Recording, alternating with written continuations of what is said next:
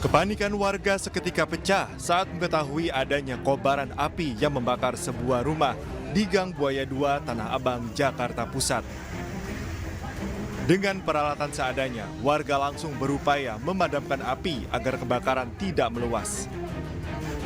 Namun banyaknya material bangunan yang mudah terbakar membuat api kian tak terkendali hingga akhirnya menyambar ke bangunan rumah lain dan juga indekos.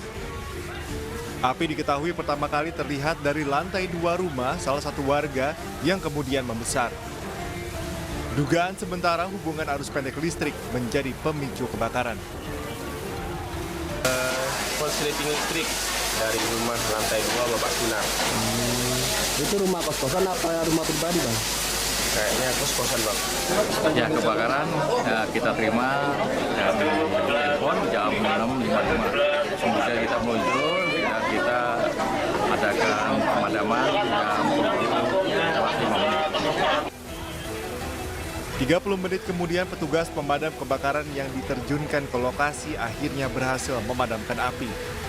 Tidak ada korban jiwa maupun luka, namun 6 rumah dan indekos yang dihuni 14 kepala keluarga ludes terbakar.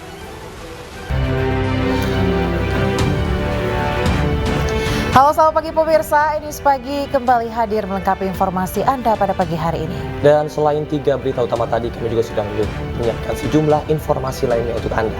Bersama dengan saya Camar Haenda. Dan saya Ayah Nufus. Pemirsa, inilah Ini Pagi selengkapnya.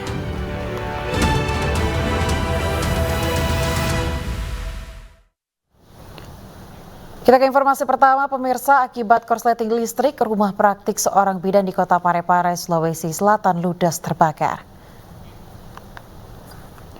Kebakaran hebat menimpa sebuah rumah semi permanen di Jalan Jenderal Muhammad Yusuf, Kelurahan Lemoe, Kecamatan Bacu Kiki pada Rabu malam.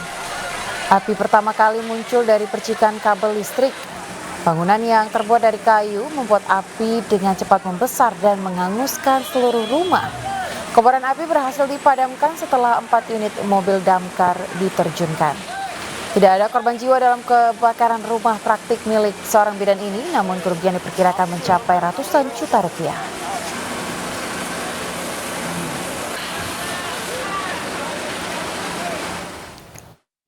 Pemirsa, eksekusi rumah yang dilakukan jurusita Pengadilan Negeri Surabaya ricuh. Penghuni rumah bersama massa menghalangi proses eksekusi dan mengancam petugas dengan linggis dan gunting rumput.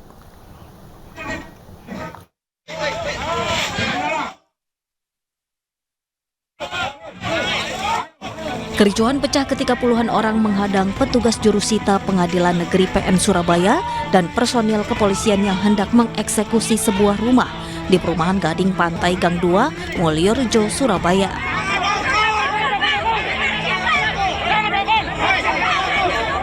Penghuni rumah dan massa melawan saat jurusita akan memasuki rumah. Saling dorong dan pukul terjadi antara massa dengan petugas.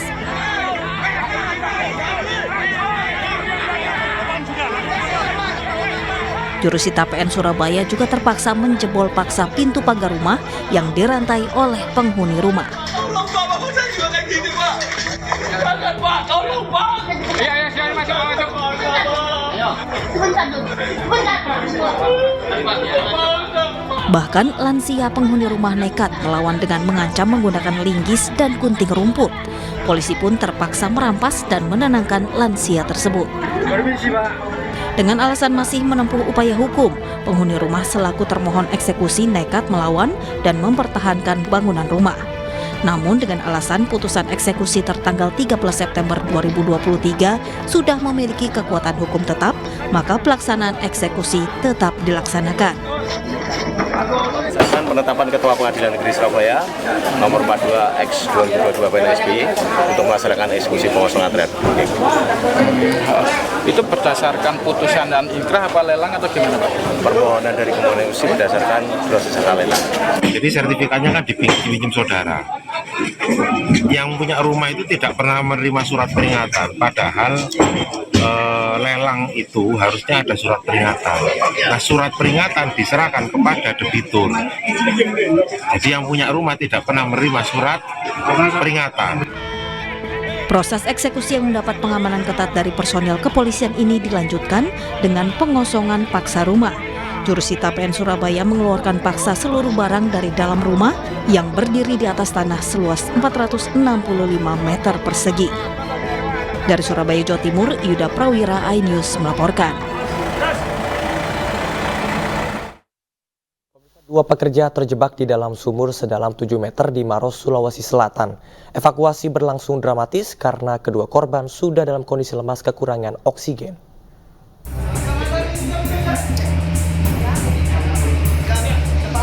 Petugas pemadam dibantu warga berupaya mengevakuasi pekerja penggali sumur yang terjebak di dalam galian sumur sedalam 7 meter di Kabupaten Maros, Sulawesi Selatan.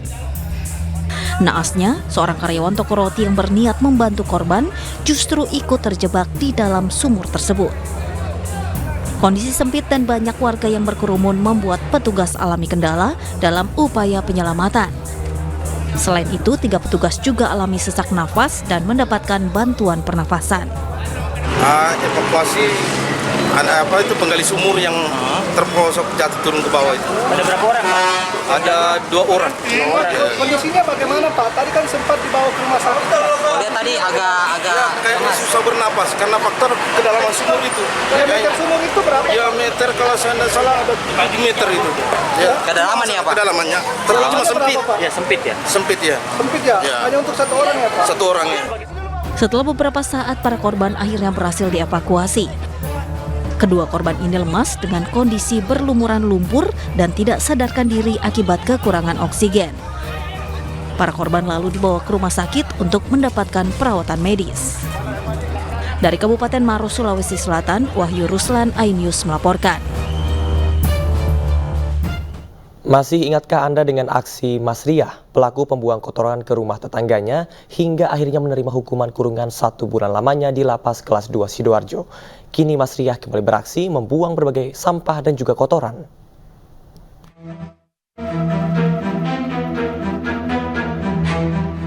Seakan tak pernah jera setelah sempat dikurung dalam sel Lapas Kelas 2 Sidoarjo selama 1 bulan, Mas Riah kembali berulah dengan membuang berbagai sampah dan kotoran di jalan gang keluar masuk rumah tetangganya Wiwi. Namun kali ini Mas Riah tak hanya sekedar membuang sampah saja, namun juga berjoget, menggoyangkan pinggangnya dan meludah. Aksi Mas Riah terekam kamera pengawas milik Wiwi, warga desa Jogosatru, Kecamatan Sukodono, Sidoarjo, Jawa Timur.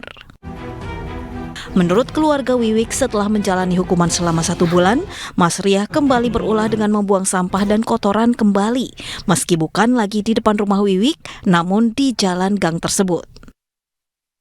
Meski merasa terganggu karena jalan gangnya menjadi kumuh dan kotor, namun keluarga Wiwik tak berani menegur Mas Riah untuk menghindari pertengkaran.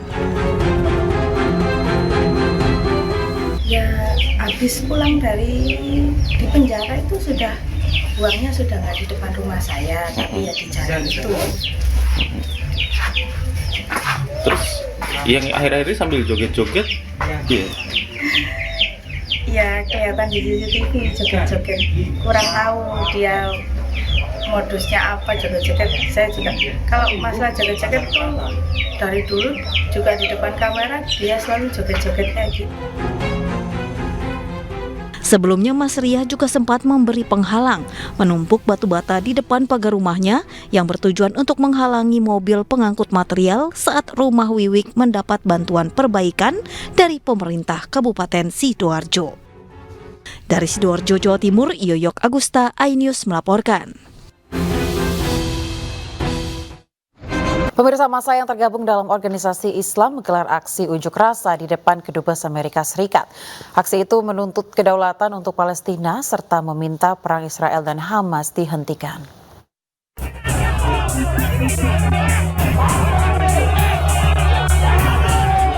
Aksi saling dorong antara sejumlah organisasi dengan petugas terjadi di Kedutaan Besar Amerika Serikat di Jalan Medan Merdeka Selatan, Jakarta. Aksi ini merupakan bentuk solidaritas atas konflik yang semakin memanas antara Hamas dan Israel di Gaza, yang diikuti Front Persaudaraan Islam, Gerakan Nasional Pengawal Fatwa Ulama, dan Persaudaraan Alumni PA 212. Massa menuntut kemerdekaan untuk Palestina dan meminta agar perang Israel dan Hamas di Gaza, Palestina dihentikan. Aksi demo ini menyusul situasi perang di Gaza pasca Israel mengumumkan status perang sebagai imbas dari serangan milisi Hamas ke Israel. Sementara penyerahan surat yang berisi pernyataan sikap bersama sejumlah organisasi Islam tentang operasi Taufan Al-Aqsa oleh Hamas telah diserahkan secara langsung ke pihak Kedutaan Besar Amerika Serikat. Dari Jakarta, Disti Arifah, Bagus Prasetya, iNews melaporkan.